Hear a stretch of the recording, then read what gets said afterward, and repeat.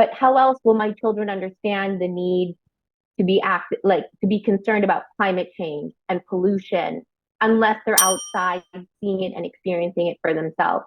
Where will their concern for the environment and the cleanliness and the safety of Manila suit if they're not actually outside?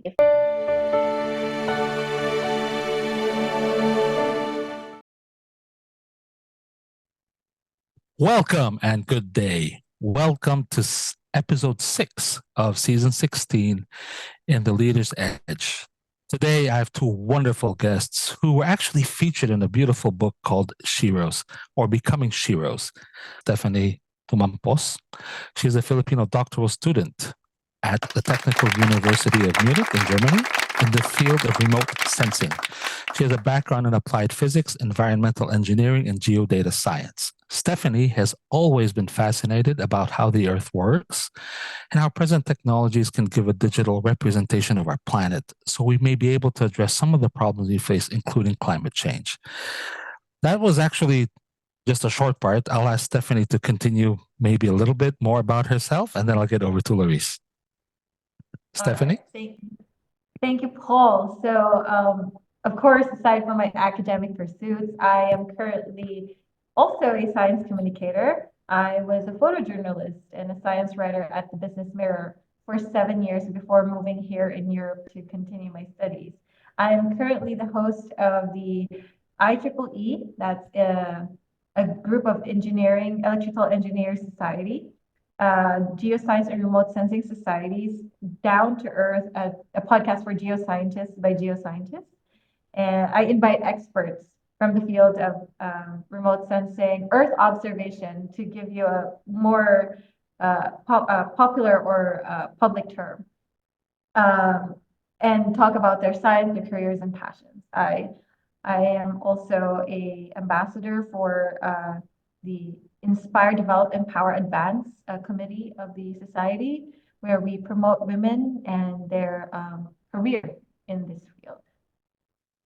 Yeah, that's absolutely fascinating because I know absolutely nothing about Earth science. The only thing I remember is what I learned, I think, in 8th grade or something like that. Anyway, let's go over to Laurice. Yeah, definitely. Let's go to Laurice Alan Chiongbian. He's the founder and CEO of Cavallo, a healthcare process outsourcing firm in Cebu, Philippines. Leveraging her PR and marketing background in the US, working with brands like Revlon and Coca-Cola. She bridges Filipino healthcare talent to American clients and is dedicated to creating tech-based efficiencies for the evolving post-acute healthcare sector. She's also a board trustee of Glory Reborn, a maternity nonprofit serving marginalized mothers and families in Cebu. Laurice currently lives in Boston, as you can see it's morning there, with her husband Wesley, founder of MinyMo.com. Their 3 children and their dog Luca. Laurice, tell us a little more about yourself. Hi, Paul. Hi, Stephanie. Thank you for this opportunity today. As Paul mentioned, I founded my company, Cavallo, which is a play on the word caballo. If you're Bisaya, you would know that that means to know.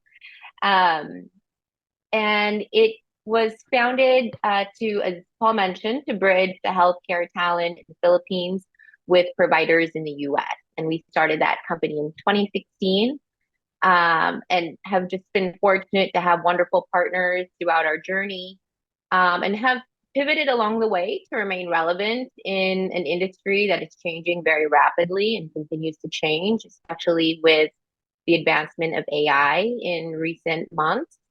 So it remains exciting for us, and we're just very happy to also provide unique opportunities for the healthcare talent in the Philippines. Thank you so much, Laurice. Well, let's start with your being featured in the book Sheroes. Can we start maybe with a brief discussion of what it is in the book that you were talking about? I mean, was it about your struggles? Let's start with a little bit about that. Either one of you can go first, Laurice or Stephanie. Who wants to go first? Sure. So Monica approached me not long after my family relocated to Boston. So it was an interesting time in my life, personally. My family had not planned to move back to the US, but we did after experiencing, the different challenges with COVID.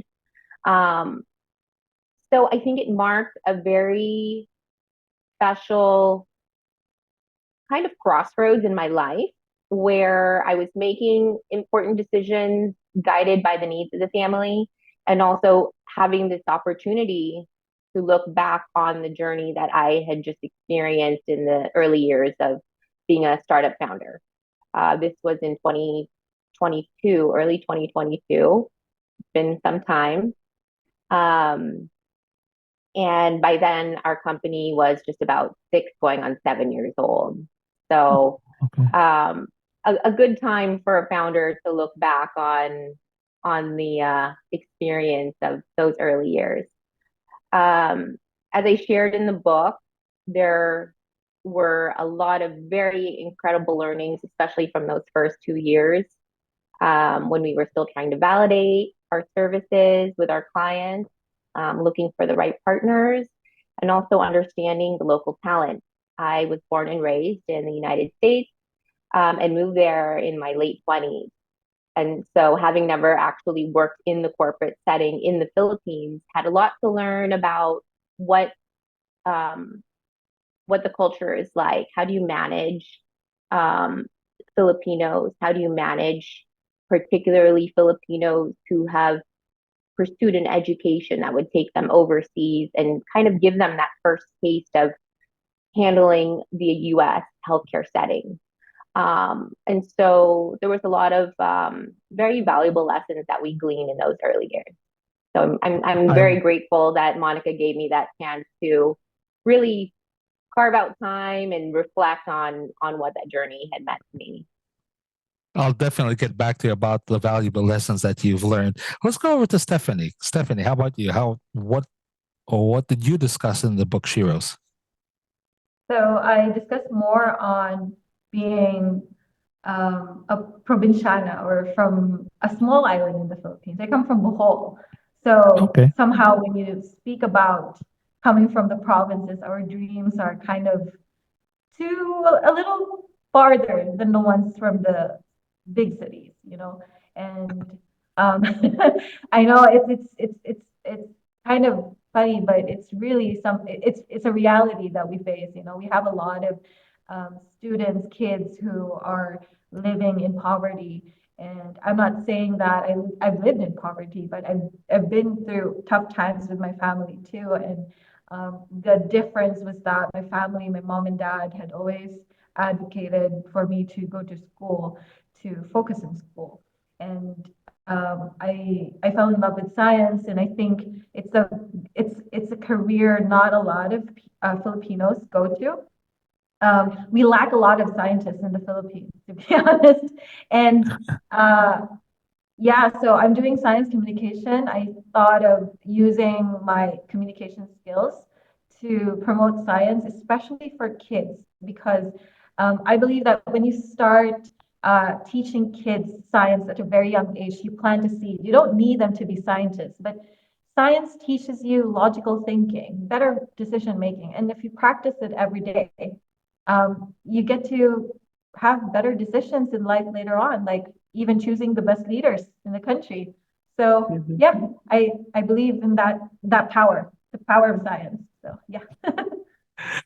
Interesting, because I'll also get back to you about that one because I got some interesting views about that. Well, let's go back to Laurice and talk about the values. Now, as you can see, I'm probably 3 times your age. Just kidding. uh, I don't think so. but but you know, all of us in our lives, we have what you call moments when you have to choose values. Mm. Okay, you have to choose. Pick which ones are more important to you. And going back to your last statement about values, what are some of the values that you decided to, I would say, keep as you moved over to the U.S. and had to arrange Mm. working? I mean, how would you say managing your business remotely, if you want to say? Okay. Yeah.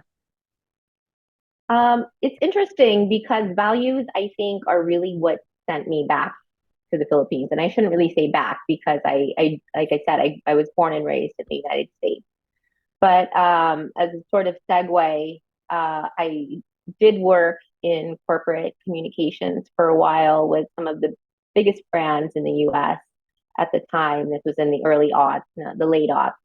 Um, and particularly being in Los Angeles, that meant doing a lot of marketing through the entertainment industry, which is very exciting and fun when you're in your 20s, but also brings you to a hard fork at some point, that makes you really have to question your values. And I reached that point at the age of 27 where I had to really ask myself, do I want to stay, involved in this industry, or do I take this opportunity to pursue something that has more meaning for me? Um, Not unlike Stephanie, my parents um, grew up in Cebu and in Mindanao and had the opportunity to migrate and instilled in us, from a very young age, the importance of giving back, the uniqueness of the opportunities we've been given. Um, and I think in my 20s, I realized that there was just something more for me. And it was a bit cathartic. Did I have to move to the other side of the world to find that?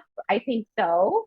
And so I went to AIM, pursued my MBA there, and used it as an opportunity to check out what was happening in Asia at the time. This is 2007, 2008.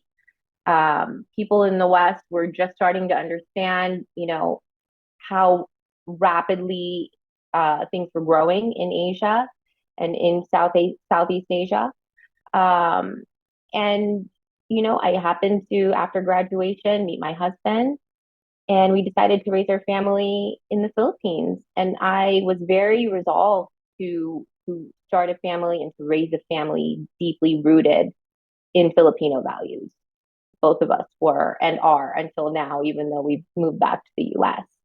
And I think my business was also an opportunity to kind of find a special blend of both cultures, where I could bring in my experience, and my Americanness, in a sense, into an organization, but and to also draw from what Stephanie was saying, um, kind of imbibe this perspective that I would only hope would benefit my staff. I mean, they're healthcare workers in the Philippines. It's known, are fully intending to go overseas.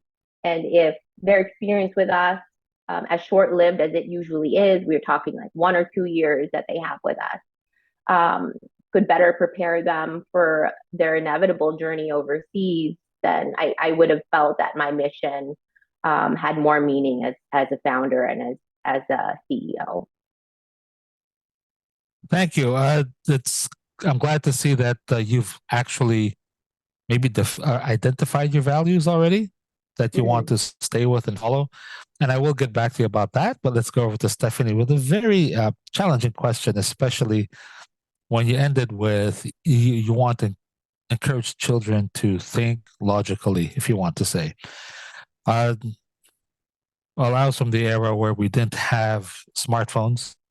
So I actually had to learn, I don't know if you know Nicomachean ethics. I had to study all the philosophers and all that crazy stuff. It made no sense to me then, but it helped me think better today.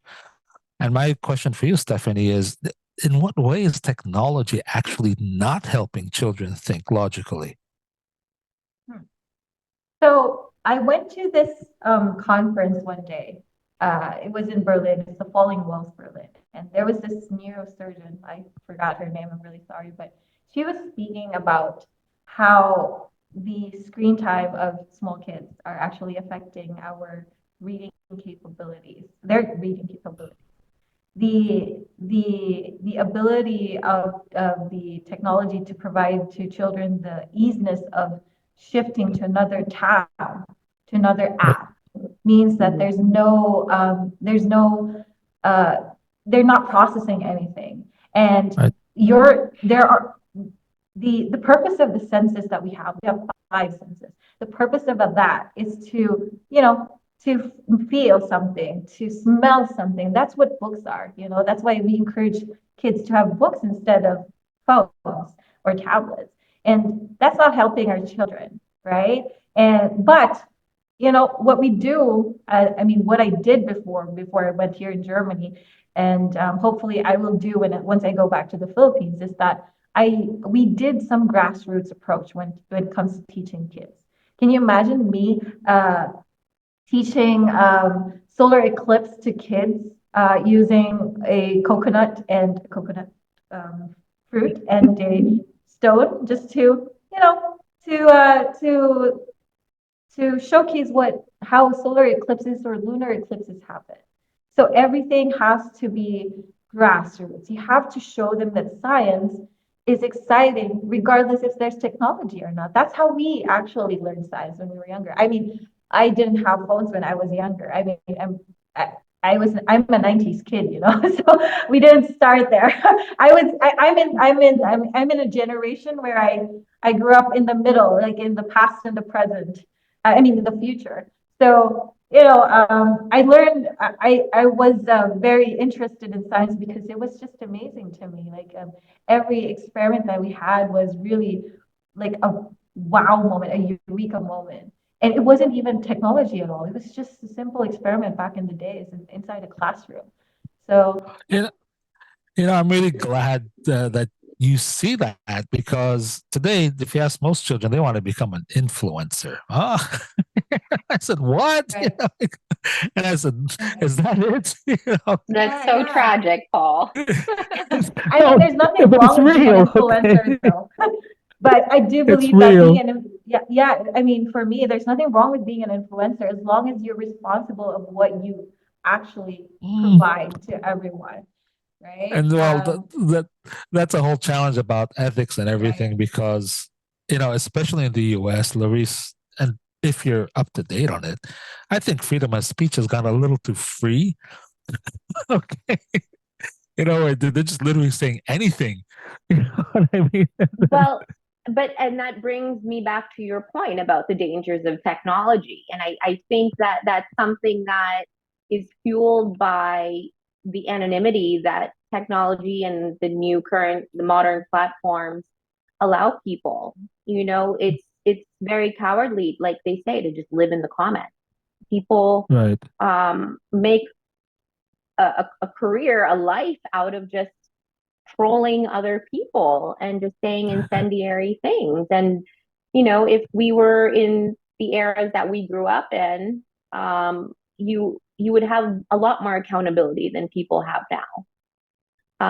So, Yes. it's funny because Stephanie touched on the neuroscience part of the risks of technology. And as a parent, I'm also very concerned and follow the social science behind the dangers of technology, and just seeing how it alienates children from their peers, and how something that is coded and designed to be as addictive as it is will never be able to compete with the challenges of having to socialize outside and make a friend at the playground, or dealing with friendship problems at school.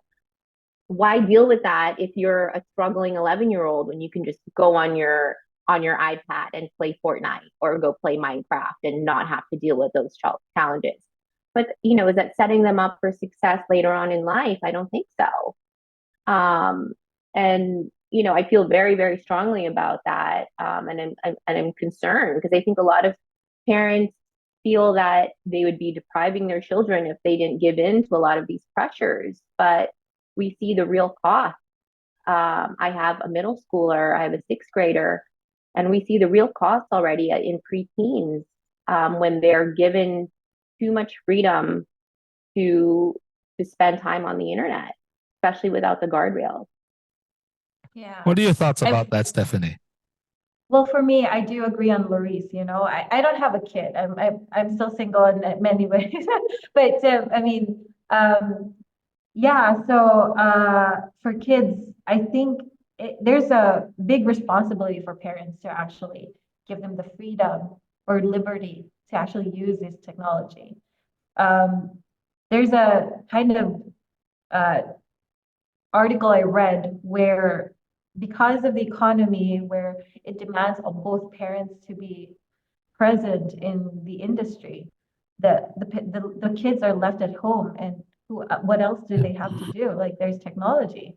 So that's what they do. It's like a kind of a drug, like they give them a drug and it's addicting. So it's really a responsibility of the adults to actually handle this uh, uh, responsibly. And again, hopefully the parents of today and also the second parents, especially at school, like the teachers, will teach kids how exciting it is to be out of the technology world, like feel the sun, feel the beach. I mean, we have beautiful beaches in the Philippines. That's how I became a scientist. Like I cared for the earth because I had wonderful, beautiful underwater diving spots in Bohol, and I've been like swimming, free diving, and that is where I learned that this is what I want to do, like study the earth. So there's a lot of elements to that. So it's not just the parents, but also the environment it plays. Like Mm-hmm. if you're in the big city, it's also hard to find places where your child is safe. So it's not just the parents, but also the government itself, the society, the community. Because I don't think, Laurice, if you have a kid, you're just going to leave your kid in the streets of Manila to play with someone else. That's going to be dangerous for now. I mean, at present, right? It's not health. I mean, it's not also healthy because we have air pollution everywhere, and it's not like the old days. And I'm not saying that we have to keep the things we've done before, but we have to think of ways how we can actually reinvent how we teach our kids, not just through technology. Um, I don't know, like I might be wrong. I'm not a parent, like I can't say too much about this, but I have cousins who are very young kids, and I always tell them to stop watching YouTube shorts. Yeah. It's These, so, you can these see how viral. addictive it is. Yeah, But it is, and I Stephanie, I tell. mean, also coming from your field, you mentioned how you found your passion from swimming in the waters of Bohol. And it makes you think like, yeah, there would be dangers in letting my kid play in the streets of Manila, but how else will my children understand the need to be to be concerned about climate change and pollution unless they're outside seeing it and experiencing it for themselves? Where will their concern for the environment and the cleanliness and the safety of Manila, take root if they're not actually outside? If they're just, you know, escapists on their screens, they'll have zero concern about the welfare of their community. So it's a calculated risk, definitely, that we ask parents to take in taking their children off screens because we have so many worries. I mean, I'm in the United States, gun violence is a very real thing here, but we see the importance and the necessity of them being outside. And we have to remind ourselves that technology brings its own risk. You see suicide rates skyrocketing for young children, and that's highly correlated to technology. So I would happily put my family in a very safe community where I know that they can be outside and, walk down the street to the store or be outdoors, um, rather than outsource parenting or babysitting to a screen. But again, that's a privilege that I know not everyone has. As you said, with two working parents, it's very hard nowadays. My daughter, Paul, this is so interesting. You might appreciate this more than Stephanie. Sorry, Stephanie, to be ageist, but in the very early months of COVID, my daughter was playing outside. She was 5 or 4 at the time, broke her arm, and she, full break. She broke her tibia, I think. And I remember thinking, why is it so uncommon to see a kid nowadays with a cast on their arm? When we were growing up, Paul, back me up on this. There was always a kid at school that had a broken bone, was on crutches, had a splint, some kind of injury. And you don't see that anymore. It's so uncommon. And I think it's because of that. Like parents are scared of their kids being outside. They don't want them to get hurt. So they put them on a screen, not realizing that that also has its own risks, right? So despite everything, trust me, it wasn't easy having our daughter go into surgery twice for her arm in like the height of COVID. It was such a Yeah. hassle. She was so traumatized over it. But you know what? So many kids broke their arms in the 80s when I was growing up, and they're totally fine. So no regrets. We still make her go outside. You Yeah, know, on my I end though, here in yes, Paul. no, Sorry go to ahead, Stephanie. No, Stephanie, go ahead. no. Here in Europe, it's a different story because parents are so conscious about how their kids are growing up, meaning they don't really provide technology to kids a lot here. And Hmm. especially Yeah. Germans, they're very private with their data, so they don't have social media. A lot of my colleagues here in the office, in the university, they don't have social media. And one colleague I have here has a small kid, and he was like, no screen time for him. I mean, he gets to see the phones being used, but he's not really into it. They tell him that it's not allowed yet. And because I think urban planning here in Europe is very well done, that they have parks in every single 15-minute walk away from their house. There's a playground and it's safe to go outside. So parents, it's easy for them to bring their kids to school. And what's funny is because I get amazed by these kids going to school. They not just going to school, but whenever I go to the train station, there are groups of kids with their I don't know what's this called, these neon colored jackets. Um, these things, and they wear it because their teachers, their school teaches them how to take the public Oh, transport. so they're like Yeah, and safety vests? yes, safety vests. So there's like a group of Oh, them, and they're taking uh-huh. the train. And then I was even told by my supervisor one time that when they were young, they were given these like their own licenses when they're like a driver's license, just to show that you could be a driver, and then you have to follow traffic rules. So if it's stop sign, then you have to stop because there will be an accident if you don't stop. So it's like they're really putting kids out there here. And, Yeah. although it's a privilege, to be honest, it's a privilege. You live in a country where there's a lot of accessibility to these things, these places Hmm. given to the people. So it's really a privilege, and if you live here, you get to see that privilege, and you hope that it gets to be done in our country, although it's going to be hard. We have a different culture than these guys. We're very Yeah. social media savvy, so it's a different Hmm. story. It's striking, Stephanie, how different it is. I mean, I was stunned when we first put our kids in school, and I was the only parent who would pull out a phone and record the kids, only to realize that it's it's not condoned here. And children are so empowered now. They will come up to you. I would have 8 year olds come up to me and say, "You're not allowed to take my picture," Oh, because wow. the parents at home are really reinforcing the need for privacy, the need to protect your identity. Those are things that are really safeguarded here. And it couldn't be, it's a complete opposite end of the spectrum from how things are at home. In the Philippines, the joke is you don't even know what your parent looks like because there's just a phone blocking their face all the time, Right. recording their child. Um, so it was such a shift of mindset for us when we moved here. And again, Boston is not like the rest of America in many ways. It's probably the most European um, city here in the U.S. So I think what you're saying about Germany definitely resonates. It's so taboo to have kids be on screen here, and that was very refreshing for us. So now a very interesting challenge especially for the two of you, and as being Sheroes, you see all these, how would you say, I could call them dangers or maybe challenges facing us. I mean, I think all three of us understand that technology is moving way too fast. It was already moving fast, Mm-hmm. that our bodies couldn't keep up with it, and now it's just taking off, especially with AI. It's just going way too fast.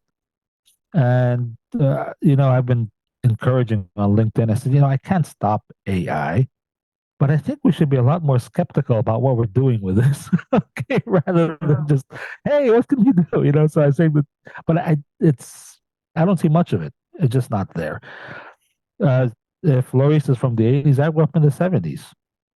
There was a survey, what was your favorite toy? I said, oh, the mound of dirt down the road. That was my favorite toy. But that's me. But it's as especially as a parent, and it's for me it's even more taxing if you're a single parent, because economically it's difficult already for two, so much more if you're single. And as a parent, what do you think we can do to, I don't know if you want to call it shield, or at least make our children a little more discerning about what's going on? And in my view, I mean, children, that's the time you discipline them. Okay. Because by the time they're a teenager, if they can't make a good decision by then, good luck. Yeah. All right. So before that, that's the time I'd say put them in a cage, but that's the time you can actually discipline them and keep them and put them in the right place. But I'd like to hear your thoughts about how as a mother, or even if you don't have children and you are working with children, what are some things that maybe you can share with our viewers about what parents can do, or people who work with children, what they can do to help them be more discerning about technology? Well, I can go first. Go Yes, ahead. Laurice. Go ahead, Stephanie. Oh, okay. So I read somewhere that we've been telling people, how are these kids growing up? Like, why are these kids like this these days? But the real question is, who raised them? So really, it's the responsibility of the adults, to be honest. There's a big responsibility of the adults, because we know, I would say we know more. We don't get to experience maybe more than these kids, but we know the dangers. I mean, we were actually looking at how technology has evolved throughout the years, right? So we kind of seen the changes and the challenges and the dangers for them, and for me, we need to be strict. Whenever I teach kids astronomy or earth sciences, there's we only have PowerPoint presentations, just because it's easier for them to see. There's like videos of the earth. We can't, of course, show Jupiter but that's only 15 minutes of our time. 45 minutes is always craft. There's always something on their hands to do, because it's faster for them to internalize what they're talking about. I've taught 3 to 5 year old kids for a year about the solar system at only once a week, 1 hour every week. And at the end of the year, I asked them, what are the features of Mars? Kids, 3 year old kid would say, well, it's red. And this is retention. You only got 1 hour every week, so basically you have 30 hours for the whole year, but they remember things. They're very inquisitive, and their inquisitiveness it actually retains in their brain very much. So you teach them by using whatever, I mean, their bodies, the things around us, nature. Let them feel nature. Let them go out in nature. So yeah, I think that's my part as an educator and also communicator, because I don't have kids. I don't know how to discipline kids. I only have cousins, and it's hard to discipline cousins already, because I'm not their mom. They would always tell me, you're not my mom. So I'm like, okay, hands off. So yeah, I think going out in nature, it teaches you a lot of stuff. And it also teaches you a lot of life lessons, like being street smart. It's something you don't learn in school, street smart. So yeah. Totally agree, Just Stephanie. just to comment briefly on Stephanie, the one thing for me, the biggest value that you have if you go out to nature, especially when you go like free diving, you realize that you're part of it. Yes, You're not, you're one. that you're one with it. It's not, it's not separate or something. But I think that's a very important thing for children to learn early. Okay, but over to you, Laurice. Go ahead, Stephanie. No, just one last thing. So One thing about free diving as well, like doing activities that like hobbies, give them hobbies as well. Like kids, they need hobbies. Maybe that's something I could impart, Mhm. not as a parent, but someone who sees people having kids, is to give them a hobby. Because I have a colleague who said like he's teaching his kid guitar because it makes his kid focus, and that's what we need these days, focus. Like kids these days lose a lot of focus because technology and TikTok, you just scroll up fast. You don't like this, scroll up. But if you're focusing on something, learning on something, then it makes your brain really work harder. So yeah, it retains a lot. It makes you do something like, one at a time. It makes you achieve something. So that's it. Over to you, Laurice. Yeah. So, yeah, touching on the same points, I think being outside, communing with nature, realizing the vastness of the universe, um, is very powerful to take a child who would otherwise be perhaps on TikTok or Snapchat and feel like they were on under a microscope and that everything, and this is a lot of the source of anxiety I understand for teens nowadays, are these social media platforms where they now come to believe that every single move they make is under a microscope and is being scrutinized by their peers. To go from that to put them in, let's say, a free diving situation or camping or, looking under the stars and to see the vastness of the universe, where now suddenly you don't feel scrutinized and instead you are part of something so much infinitely larger, I think has such a significant effect on a young mind. Um, and there's a lot also to be said of the power of boredom. Kids are not allowed the chance to get bored anymore. Paul, you said you would go, your favorite toy was the pile of dirt outside. Yes, because if when that pile of dirt gets boring and there's nothing else to do, no one's giving you the option of hopping on a screen instead, you go back to that pile of dirt and you find a way to make that pile of dirt interesting. You're going to make that pile of dirt a mud cake. You're going to dig into that pile of dirt and find some bugs to look at. It will continuously offer something if you are willing to go back and look at it. And I don't think that enough children are pushed to go back and look at it or to be alone with their thoughts and to be curious. Where are they given the chance to, to connect with their own internal curiosity when they're now just passive, um, passively digesting content that someone else is feeding them? It's literally dictated by an algorithm. They maybe had a choice months ago when they created an account, and now they're just passive consumers of what someone else is feeding them. And that's the difference that um, we're seeing take root in this generation. And back to your question, Paul, about what does it take to parent in this generation? It has always taken a village. There's so much pressure on parents to monitor and censor what their children are accessing on the internet. It's very difficult, especially if you have lost control over your child's addiction to screens. But I follow this social scientist, Jonathan Haidt, who is very vocal here in the United States about limiting access to technology for children, especially children under the age of 16. And he put out this program for how communities can take back control of the youth and limit their access to screens. But it absolutely takes a village. Peer pressure is so strong.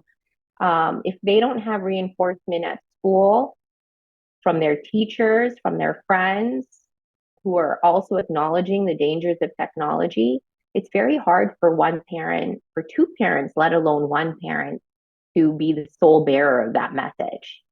And so when schools can now implement a cell phone free environment, when They're actively advising parents on what platforms are safe for their children to access information. And guess what? It's not Google anymore. It's not Bing.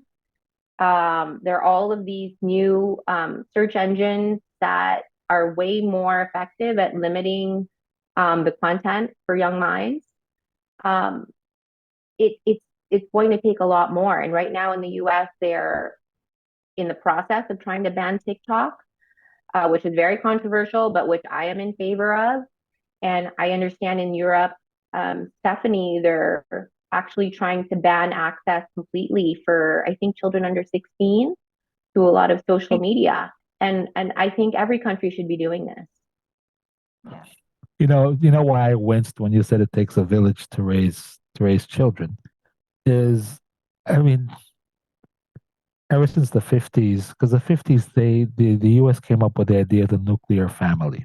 There was just Mm-hmm. mommy, daddy, and the kids. That was it. I said before that, I personally didn't experience it, but I certainly know people who have. When you go home, who was there? Your grandmother, your uncle, your Yeah. cousin.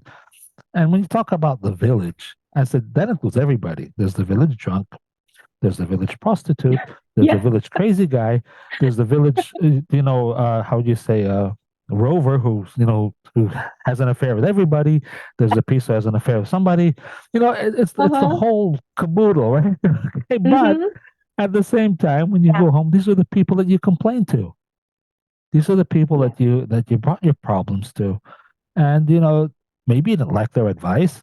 Okay, but if you're talking about village raising children, I mean, for me, that's my idea of a village, and that was lost somewhere along the Yeah. line. We don't live in an extended family compound anymore. I'm not suggesting we do that, but that was lost, completely lost.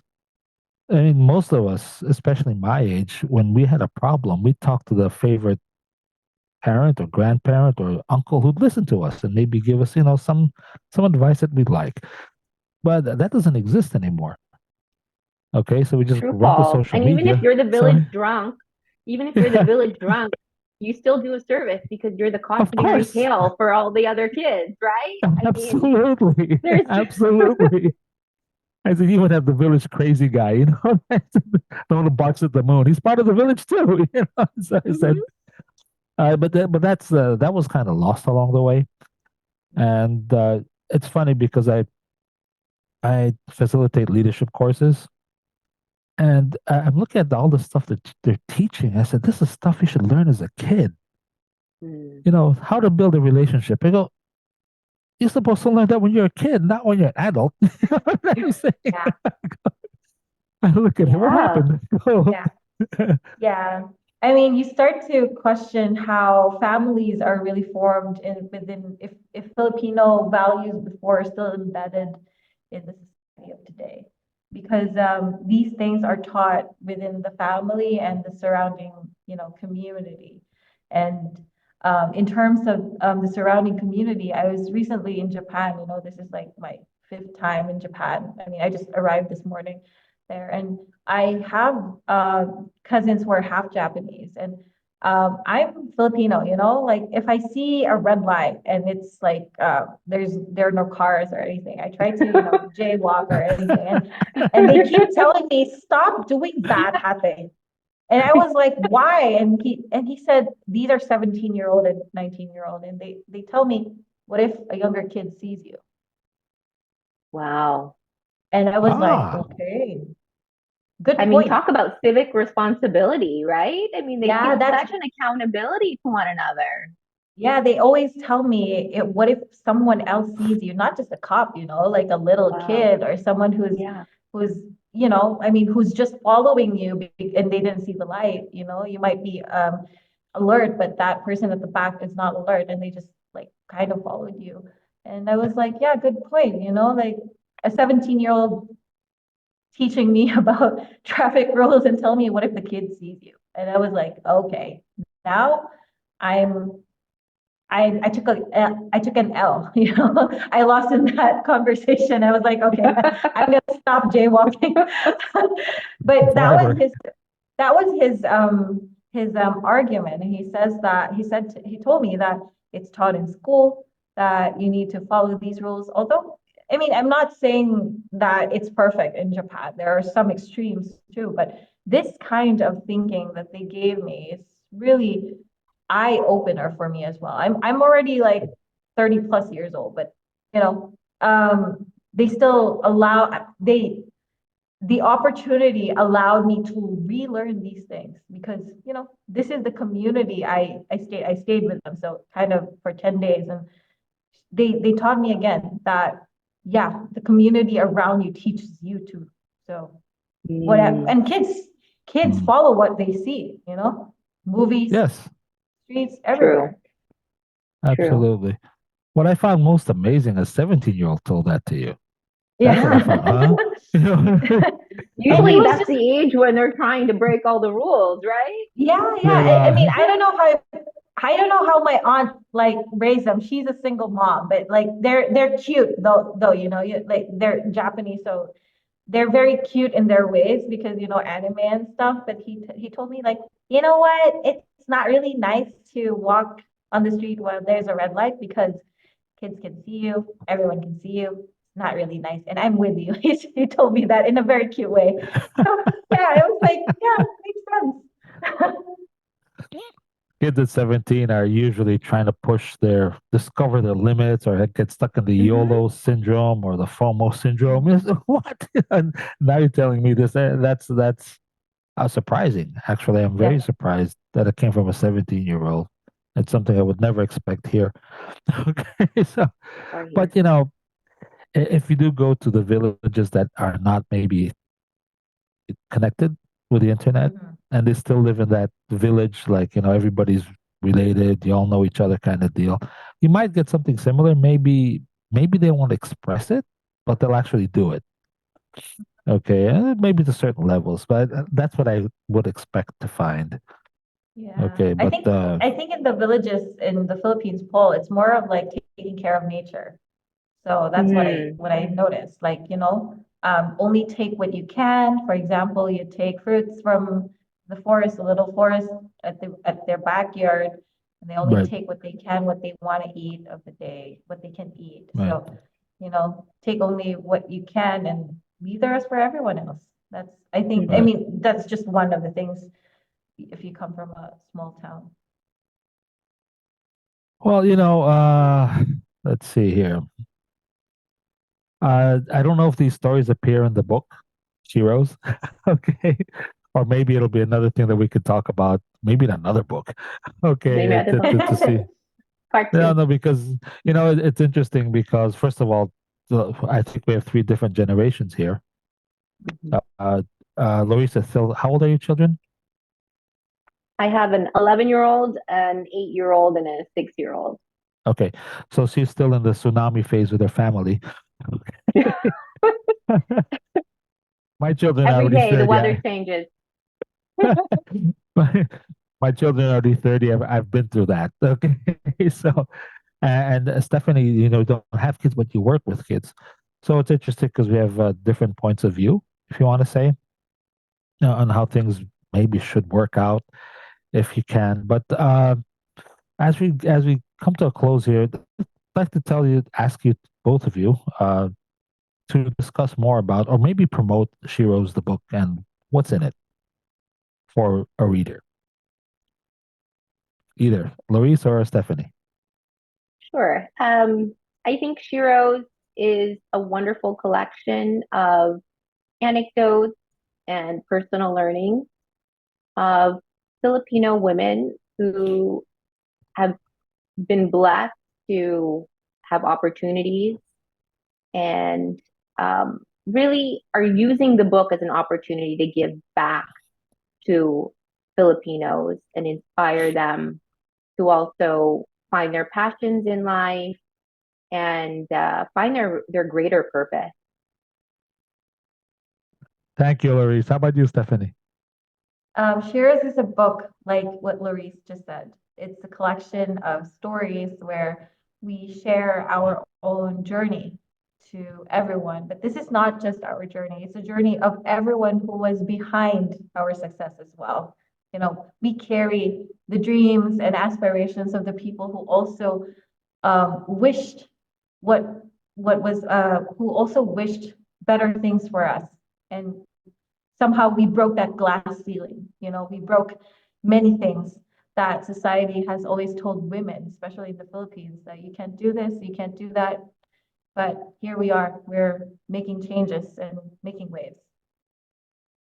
Thank you. As I said, I grew up with five women. My mother was the disciplinarian at home. So, and I don't know how many women bosses I've had in my life. Most of them were.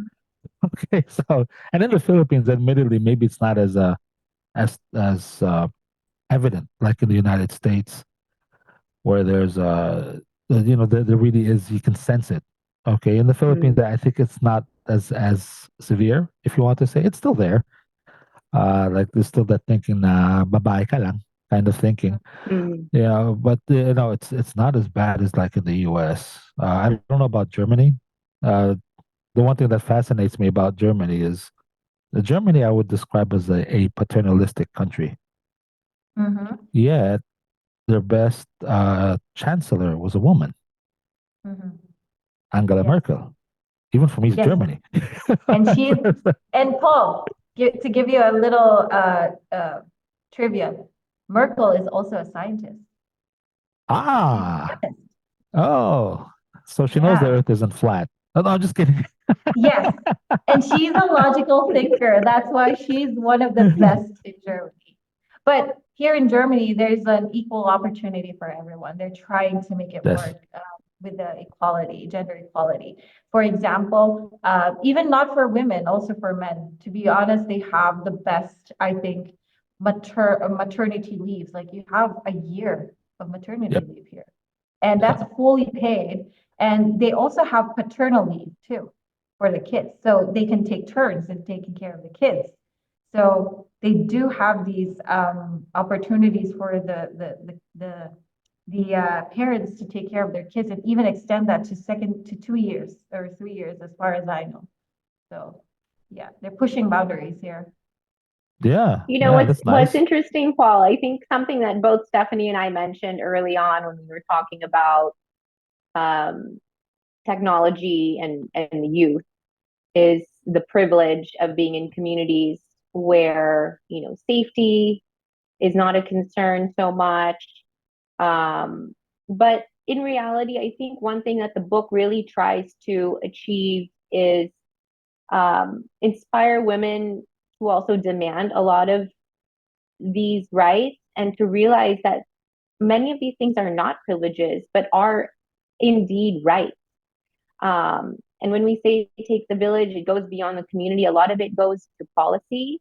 And Stephanie mentioned the leaders that we elect and we put in power to create policy.